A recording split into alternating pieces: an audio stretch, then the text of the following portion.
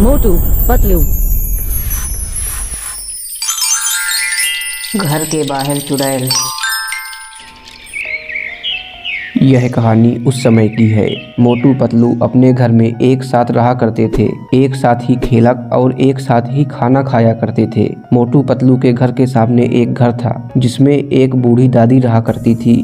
दादी बहुत बूढ़ी हो चुकी थी, इसीलिए एक दिन उनकी मौत हो जाती है। दादी ने अपनी पूरी जिंदगी में कभी भी कोई भी अच्छा काम नहीं किया था, इसीलिए मरने के बाद वह चुड़ैल बन जाती हैं। उधर यह बात पूरे गांव में फैल गई थी कि दादी मरने के बाद चुड़ैल बन गई हैं। इसी वजह से कोई भी उस घर के आसपास भी नहीं भटकता। मोटू पतलू का घर तो दादी के घर के बिल्कुल सामने ही था। वो बेचारे बहुत ही ज्यादा परेशान रहने लगे थे, क्योंकि कभी भी दादी की आत्मा उनके साथ कुछ भी कर सकती थी। पतलू मोटू से कहता है, मोटू, मुझे बहुत डर लग रहा है। जब कल रात को तुम सो गए थे, दादी की आत्मा दरवाजा खटखटा रही थी और बोल रही थी, मुझे बहुत भूख लगी है, कुछ खाना दे दो। लेकिन मैंने दरवाजा नहीं खोला। अगर दरवाजा खोल देता, वह आत्मा मुझे खा जाती। इतना कहकर पतलू रोने लगता है। पतलू, रो मत, मैं उस चुड़ैल को सबक सिखाऊंगा। उस चुड़ैल की इतनी हिम्मत, उसने तुमको परेशान किया। मोटू को चुड़ैल के ऊपर बहुत ही ज्यादा गुस्सा आ जाती है।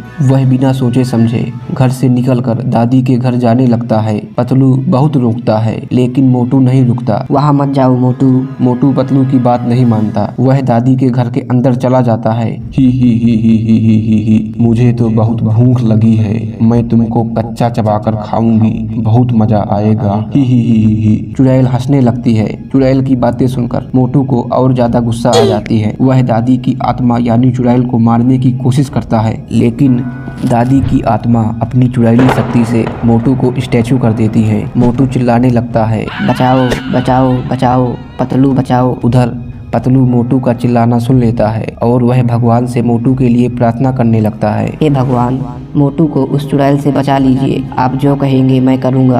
प्लीज मोटू को बचा लीजिए, नहीं वह चुड़ैल मोटू को मार डालेगी। पतलू बहुत तेज तेज रोने लगता है। पतलू की पुकार सुनकर भगवान वहाँ प्रकट हो जाते हैं। भगवान कहते हैं, पतलू बेटा रो मत, मैं तुमको ऐसी चीज दूंगा जिससे तुम चुड़ैल को मार डालोगे, लेकिन पहले तुमको मेरे सवाल का जवाब बताना पड़ेगा। पूछिए भगवान, आप सवाल पूछिए। मोटू की जान खतरे में है। बताओ, दुनिया की सबसे बड़ी नदी कौन सी है? पतलू सोचने लगता है। आप भी सोचिए, आपके पास 10 सेकंड हैं।